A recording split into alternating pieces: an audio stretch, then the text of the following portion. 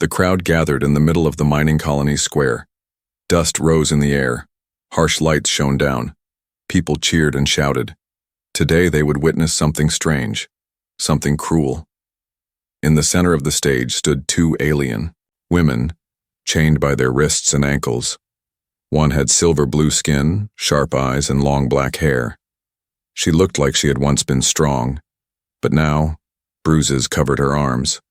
The other was smaller, thin, and pale. Her purple eyes looked down. She trembled, her lips dry and cracked. Both wore thin cloth robes, torn and dirty. The chains rattled every time they moved. A tall alien foreman raised his hand to silence the crowd. "Today," he called, "we honor the man who saved the mine, the human who risked his life to pull our workers from the rubble." The crowd clapped. Then, the foreman pointed to the chained women. "As a reward, he may choose one of these fine slaves." People cheered again. A man stepped forward. His name was Joran. He looked like any middle-aged human. Worn boots, dusty shirt, rough hands. He had oil stains on his arms from fixing broken machines, but his eyes were calm and sharp. He looked at the two women without smiling. The crowd waited. Everyone expected him to grab one of the women, maybe the taller one with fire in her eyes, maybe the quiet one who seemed too weak to fight back. But Joran did not move. He just looked at them. The foreman chuckled. "Go on, human, pick one. You earned it." Joran slowly walked up the steps to the stage. The chains rattled again. The women flinched. The taller one stood straighter, her jaw tight. The smaller one took a step back, afraid. Joran looked at both of them. Then he said something no one expected. "I'll take both." Silence. The crowd stopped clapping. The foreman blinked. "What did you say?" "I said," Joran repeated, "I'll take both. Or I take none." The crowd began to murmur. Some laughed. Some looked angry. "They are not a pair deal." The foreman barked. "You get one. Choose wisely." Joran crossed his arms. "Then I choose neither. They stay chained, or they come with me, both of them, free." The taller woman's eyes widened. The smaller one looked up at him for the first time. The foreman growled. "You test my patience, human. This is not your world." Joran stepped closer. His voice stayed calm, but firm. "You offered me a reward. My reward is both of them." The guards standing near the stage shifted their feet. They looked at each other. One whispered, "That's the human who carried 3 men out of the collapse. He held up the tunnel with his bare arms." Another added, "He used to be a soldier, I heard. Earth Wars." The foreman glanced at the crowd. People were watching. Whispers spread. They were waiting to see what would happen. Finally, the foreman waved his hand with a sigh. "Fine, take them both, but don't come back crying when they stab you in your sleep." The chains were unhooked from the post. The women still wore metal cuffs, but the chains between them were handed to Joran. He didn't pull. He didn't force them. He looked at them and simply said, "Come." They followed, slowly, cautiously, like animals not sure if the cage was truly open. The crowd moved aside. Some people looked confused, others laughed. A few looked angry. Joran didn't care. He led the 2 alien women through the colony streets. They passed miners, traders, and guards. Whispers followed them, but Joran kept walking. They reached a small metal house on the edge of the camp. Joran opened the door. "You'll stay here tonight," he said. "There's food, water, blankets." The women didn't speak. They stepped inside slowly, their eyes watching every move. Joran set the chains down on a table.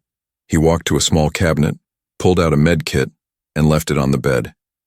"You can use this for your wounds. I'll sleep outside tonight." He turned to leave, but before he closed the door, he looked at them one last time. "You're not slaves now. You're safe. No one here will hurt you." Then he stepped out and shut the door behind him. Inside, the room. The taller woman stared at the chain on the table. She touched her bruised arm, not believing she was free. The smaller one sank to the floor. She touched her face and whispered something in her language, and for the first time in a long time, neither of them cried. Night fell over the colony, and the lights in the mining camp flickered like tired stars. Inside the small metal house, it was quiet. Too quiet.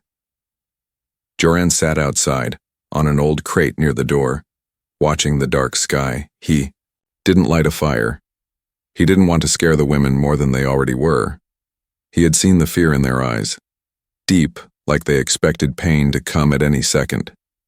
He was no hero, just a man who had made a choice. Behind him, the door creaked open. Joran didn't turn. The taller alien woman stepped outside. Her bruises were fresh, but her steps were silent. In her hand was a kitchen knife, thin, sharp, and shaking. She walked slowly toward him, her expression hard, her body tense. She didn't speak. Joran heard her. Still, he didn't move. "If you're going to stab me," he said quietly, "aim for the neck. It's faster."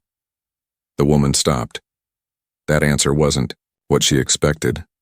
"Why?" she asked finally. Her voice was rough, like she hadn't used it in weeks. "Why didn't you pick just one?" Joran turned his head and met her eyes. "Because I saw two people, not objects." She stared at him. "No one does that," she said bitterly. "No one sees anything but skin and chains." "I do," he said softly. "I was in chains once too." Silence again. The knife in her hand dropped to the ground. She didn't cry, but her knees shook. Joran stood and reached forward slowly, not to grab her but to help her sit. She didn't resist. Inside, the quiet one, Celine, as he would learn later, peeked through the doorway. She watched without speaking. For the first time, the taller one told him her name. "My name is Vira." That night, Joran didn't sleep outside. He brought in a thin mat and lay near the door. Not too close. Not too far. Just enough to make sure they felt safe. In the middle of the night, Celine moved to the corner of the room and wrapped herself in a blanket. Vera sat near the medkit, touching her bandaged arm again and again, like she still couldn't believe it was real. She looked at Joran. "You were a soldier." It wasn't a question. "Yes," he answered. "Long time ago." "Why did you come here?" "Because I got tired of killing." Vira didn't reply, but she didn't look at him with fear anymore. The next morning, Joran cooked eggs and roasted root vegetables. He placed the plates on the table and stepped back. He didn't tell them to eat. He waited. Vira came first. She sat down, slowly, like it was a trap. Celine came next. Her fingers shook as she picked up the fork. They ate in silence, but with eyes that no longer avoided his face. After breakfast, Joran walked out with his tool belt. "I have work at the docks," he said. "You're safe here. Lock the door. Behind me if you want," Vira asked. "You're not afraid we'll run?" He smiled. "If you do, that's your choice. You're not mine to keep." Then he walked off. Vira closed the door slowly, but didn't lock it. Hours passed. The two women sat near the window. They didn't talk much, but they didn't sit in fear either. Celine picked up a data pad Joran had left and slowly tapped it. It was a translator device. She typed something in. "He didn't look at us like the others." Vira read the screen and nodded. Then she typed back. "He's either the kindest fool we'll meet, or the most dangerous one." Celine's eyes softened. She typed again. "Maybe both." Later that evening, Joran returned. His hands were covered in oil and a small cut was on his cheek. "You're hurt," Celine said softly, her voice trembling. Joran blinked. It was the first time she spoke to him. "It's nothing," he said. Metal pipe snapped. Celine brought the medkit without asking. She dabbed his wound gently. Vira watched. She said nothing, but she cleaned a space on the table and placed 3 plates. 3. That night, after they finished eating, Vira finally asked the question. "What do you want from us?" Joran leaned back. "Nothing." She narrowed her eyes. No one gives something for nothing. I'm not everyone, he said. I saw two women who didn't deserve what was happening, so I made a choice. Vira looked at Celine. Celine looked at Joran. Something shifted. It wasn't love. Not yet. It was the first small piece of trust. Joran walked down the dusty colony road with two chains in his hand. The metal cuffs were still cold from the night before. He held them loosely, no longer attached to the alien women, but still heavy with meaning. One chain had belonged to Vera, the tall, battle-scarred woman with fire in her eyes. The other had shackled Celine, soft-spoken and broken in ways no one could see. Now they were free, but the silence between them had grown even louder. Not a word had passed since breakfast. Vera sat near the window, sharpening an old tool into a blade. Celine was on the floor, fixing the translator device with shaky fingers. Joran walked past them both and dropped the chains on the table with a loud clang. Won't need these. Again, he said. Neither woman responded. He waited. Still nothing. Maybe it was too early. Maybe they didn't believe him yet. Maybe they thought this was a trick, that any kindness must come with a cost. Joran didn't push. Instead, he sat on a small stool near the back wall, picked up an old data pad, and began reading reports from the colony foreman. Broken oxygen filters, unstable power lines, a busted generator again. Typical, he muttered to himself. Vira looked at him sharply. Why do you act like this is normal? What do you mean? He asked without looking up. This, she said. Like we're your roommates. Like we weren't standing in chains yesterday while people cheered. Joran slowly put down the pad. Because it shouldn't be normal. That's why I act like it isn't. Celine looked up from her device. But it is normal here. For them, he said. Not for me. Vira scoffed. You think your kindness is enough to change all this? No, Joran said. But it's enough to change what happens in this house. The women fell silent again.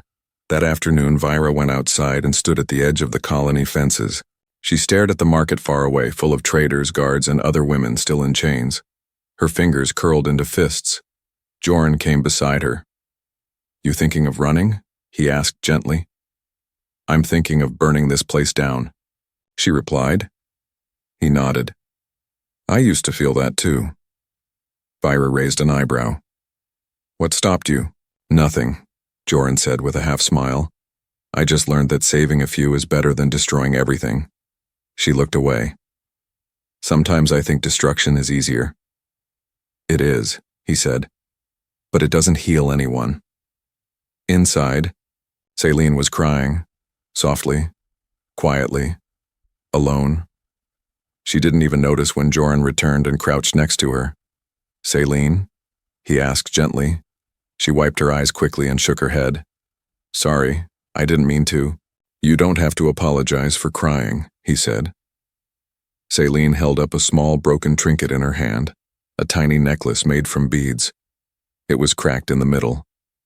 This belonged to my baby, she whispered.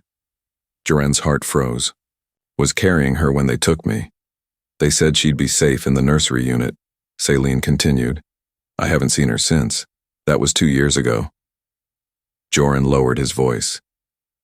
What was her name? Celine's lips trembled. Tira. He didn't speak for a while, just sat beside her. Then he said something she didn't expect. We'll find her. Celine's eyes widened. You can't promise that. No, he said. But I can try, and I won't stop trying. Not now. That night, Vira watched him from the window as he repaired his broken water pump outside.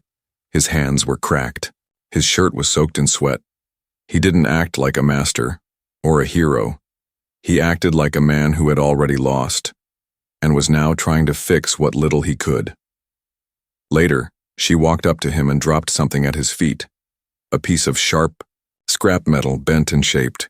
He looked at it. A knife? Vera nodded. For protection. Mine or yours? He asked. She smiled just a little. Whichever you need more. When the night came again, neither Vira nor Celine asked to lock the door. Joran sat at the table and looked at the chains one last time. Then he stood up, walked outside, and threw them into the fire pit. The flames rose high. Vira stepped beside him. "So what now?" she asked. He looked at her. "We stop being what they tried to make us," he said. "We build something better. Together." Celine's quiet voice came from behind them. "Even if we're still broken?" "Especially then," Joran replied. The night was thick with silence, the kind of silence that feels heavy, like something unseen was watching, waiting. Joran had fallen asleep at the table, his arms folded, the glow of an old light humming above him. He had spent the entire day fixing the water line, replacing fuses and gathering food from the black market merchant who still dared to trade with humans. Inside the house, Vira paced like a wild animal in a cage. She hadn't said a word in hours. Her eyes burned with something cold and dangerous. Celine was asleep on the mattress, curled up, whispering her child's name in dreams. Tira. Tira. But Vira wasn't resting. She was watching the door. Watching. And waiting. Then, quietly, she moved. She grabbed the knife she had hidden beneath a loose floorboard. It wasn't the one she gave Joran. That one had been a test. This one was sharp, clean, real. She tied a strip of cloth around her bruised wrist to muffle the sound of her cuffs. Then, barefoot, she crept toward the door. 1 step, 2 steps, no creaks. She didn't look at Joran sleeping at the table. She didn't look at Celine. She just reached for the door, her fingers trembling but determined. But as she pulled it open, her knees buckled. Pain shot up her back like fire. Her vision blurred. She gasped, but couldn't cry out. Her body hit the floor with a soft thud. The fever had returned. The wound on her side, where an old lash had torn her skin, was now infected, red, swollen, burning. She tried to crawl. Her fingers dug into the floor, pulling her inch by inch toward the open door. Just a little farther. Just enough to disappear. But her strength gave out. Everything went dark. A few seconds passed. Then, footsteps. Fast. Heavy. Joran was awake. He rushed to her side and lifted her gently. "Vira, what were you doing?" Her eyelids fluttered. She groaned, barely conscious. He carried her to the bed and laid her down beside Celine, who sat up suddenly, startled. "She was trying to run," Joran said, breathless. "But she's burning up. The wound's infected." Celine looked at the swollen skin, the deep red marks, and gasped. "She needs real medicine, Joran. That's not something bandages can fix." "I know," he said. "Stay with her." The next few hours were a blur. Joran raced through the colony under darkness. He broke into the med bay of an abandoned Earth outpost, climbed through vents, and returned with a stolen syringe and antibiotic gel. His hands bled from a glass cut.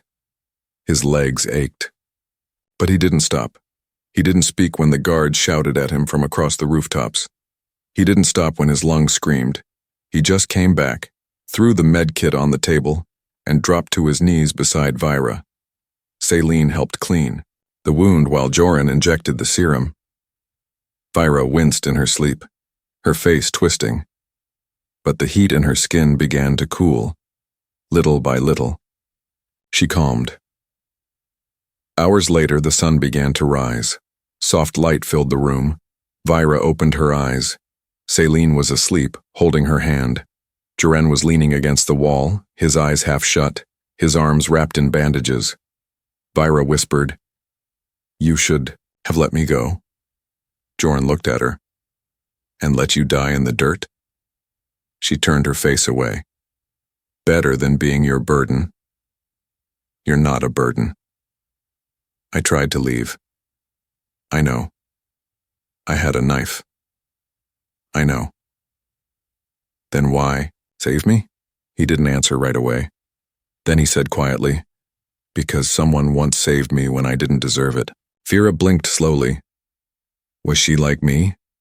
"No," he said. "She was worse." Vira gave a soft laugh, the first sound of humor she had made since she arrived. Later that day, when Vira could sit up, Celine brought her a bowl of warm soup. Joren sat across the room fixing the heating unit again. This time when Vera looked at him, it wasn't with suspicion, it was confusion, and something new, something she hadn't felt in years, a flicker of safety. That night, as the wind howled outside the colony walls, Celine whispered in the dark, "Vira, yeah? Would you have really left me behind?" Vera stayed silent. Then she turned her head. "No," she said softly. "I just didn't know how to stay." Celine didn't reply. She just reached out and held her hand. And this time, when Vera didn't pull away, they both fell asleep in peace. The morning was quiet, but the silence felt different now. It wasn't heavy like before. It was calm, safe. For the first time since they had entered Joren's home, neither Vera nor Celine flinched when he moved. The metal cuffs were gone. The windows were open, and a soft wind blew through the broken curtain. Vira sat with a warm cloth on her neck, her fever mostly gone now. Celine was beside her, brushing knots out of her own tangled hair. Joren placed a tray of fresh bread and tea on the table. "Eat while it's hot," he said, wiping his hands. Celine gave a small nod.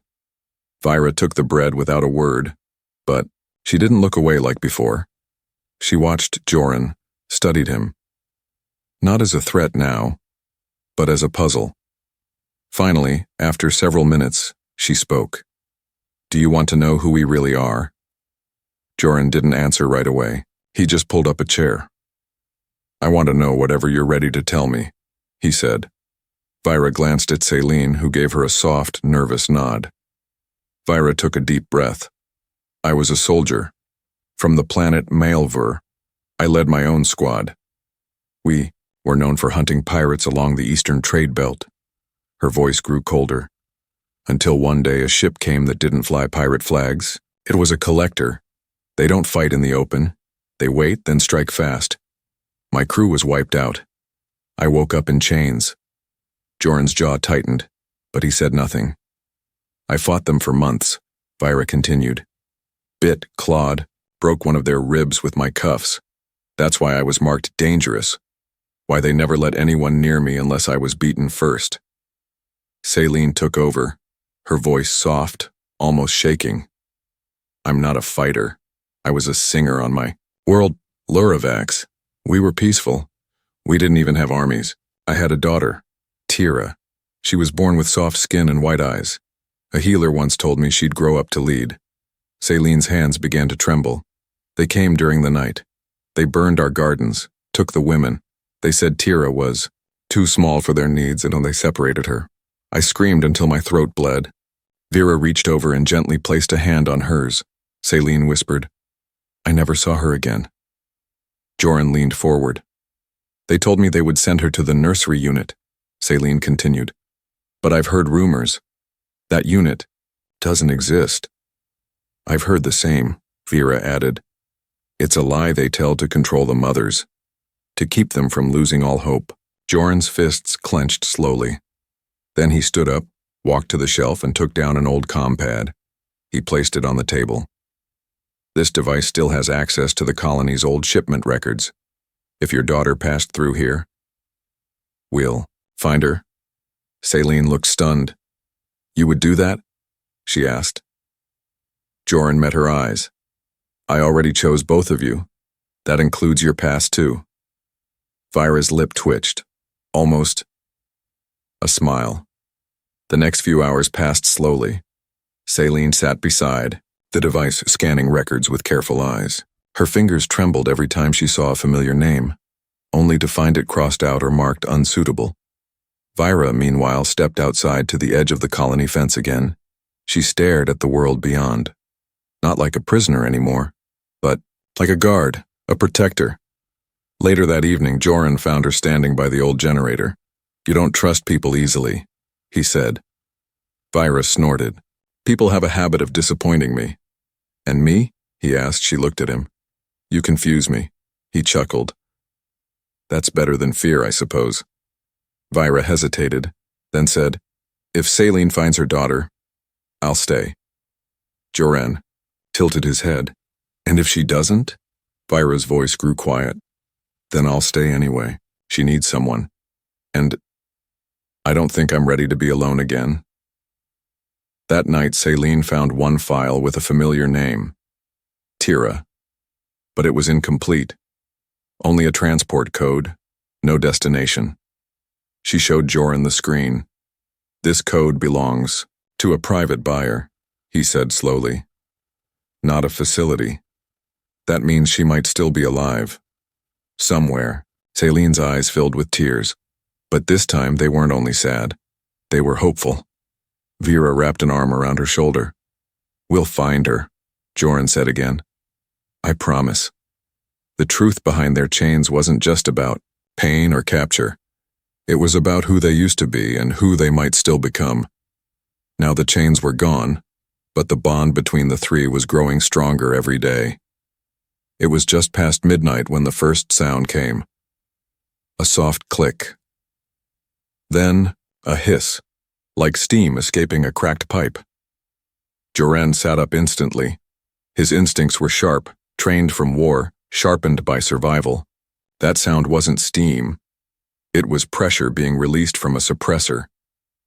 Silently, he reached under the cot and pulled out the compact stun rifle he had kept hidden. Outside, the wind had stopped. Too still, too quiet. Inside the house, Saline slept curled beside a half-assembled transmitter. Vira wasn't asleep. She was sitting by the window, blade in hand, already staring into the shadows. They're here, she whispered. Joran nodded. How many? 3 I can see, she said. Maybe more behind the ridge. Joran peeked through a small slit in the wall. Dark figures moved between the buildings, shifting low like wolves. Silent, coordinated. Bounty hunters, he said. Sent to take you back. Vira's jaw clenched. They'll try. Joran turned to Saline. Wake up. Stay low. Stay near me. Saline sat up, her hands trembling. They found us? Vira looked over her shoulder. No, they think they did. The first hunter approached from the south, light armor, plasma knife in hand. He crept toward the door, unaware of the tripwire set hours ago. Snap. A flash erupted, white light and burning sparks. The hunter screamed as Vira burst through the doorway and slammed him into the wall with a piece of broken pipe. One hit. Then another. The body fell still. Inside, Saline gasped. She had never seen Vira like that. Joran pulled her back gently. She's protecting you, just like I will. 2 more shadows flanked the house. One climbed to the rooftop. The other moved toward the back door, silent and fast. Joran raised his rifle and fired once. Zizrak. The shot hit the roof climber's shoulder, sending him tumbling to the ground, with a crash. The second one kicked in the back door, shouting in a strange alien dialect. Saline screamed. Joran threw himself between them, using his arm to block a sharp blade. Blood sprayed from the gash, but he didn't flinch. He grabbed a wrench from the wall and slammed it into the attacker's face. Crack! The bounty hunter dropped unconscious. Outside, Vira stood over the body of the first man she had ever killed for someone else. She heard heavy footsteps. More were coming. Not bounty hunters this time. Collectors. Marked with black armor and cold, green visors. The ones who had taken her freedom, her future, her life. Vira's hands shook, her scars burned. But this time, she wasn't the one in chains. Saline knelt by Joran, who was now bleeding from the arm. I need to stop it, she cried, holding a cloth to his wound. Later, he said, gritting his teeth. They'll breach the walls soon. She looked around the small house, then ran to the transmitter she had been working on for days. If I can finish this, maybe I can send a signal. Someone might help us. Joran nodded. Do it. I'll cover you. Vira stormed back inside. 2 collectors outside, both armed but slow. Then we fight, Joran said, standing with a groan. You're injured. I've fought worse. She paused, then handed him her blade. You lead. I follow. The last battle was fast, brutal, and silent. Vira moved like lightning, her body remembering every fight she had ever survived. Joran fought with precision, each movement a mix of pain and purpose. His blood marked the ground, but he never slowed. Celine's fingers danced over wires and circuits, her voice whispering her daughter's name like a prayer as she worked. Then, a chirp. The transmitter lit up green. A signal burst into space. Coded. Urgent, a cry for help. "Done!" she shouted. Joran and Vira fought their way back into the house, breathing hard. "Now what?" Vira asked. "Now," Joran said, collapsing against the door. "We wait, and we hold this ground." They waited. Minutes passed. The collectors were retreating. Someone must have intercepted the signal and responded faster than expected. A patrol drone from the outer rim entered the colony zone, scanning and firing warning flares. The attackers fled into the shadows. The house, though battered, stood tall. Inside, Celine patched Joran's wound with trembling hands. "You saved us," she whispered. He smiled. "You saved me too." Vira sat down, her head resting against the wall. "I've killed for survival, for revenge. But tonight," she looked at Celine, then at Joran. "I killed to protect something worth keeping." For the first time in their lives, they didn't run. They stood, and they fought. Not as captives, but as a family. The fire still burned in the corner of the colony, where the last flare had landed. Smoke drifted through the morning air as workers slowly returned to their routines, pretending not to see the blood-stained ground outside Joran's home. But word had spread. They all knew. 2 alien women fought off their hunters. A human bled to protect them, and none of them bowed. Inside, Joran sat on the floor, his arm in a sling, his ribs bandaged.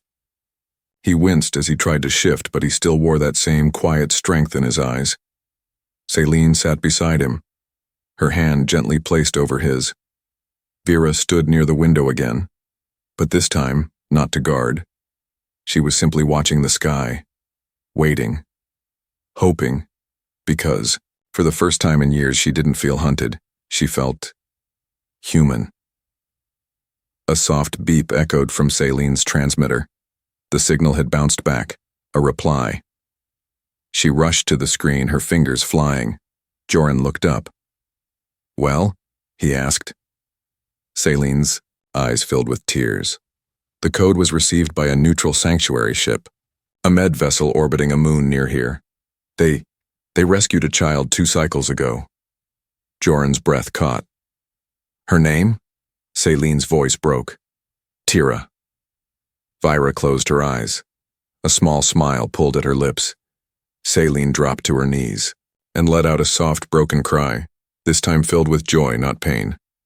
"She's alive. She's safe." Joran knelt beside her and pulled her into a gentle hug.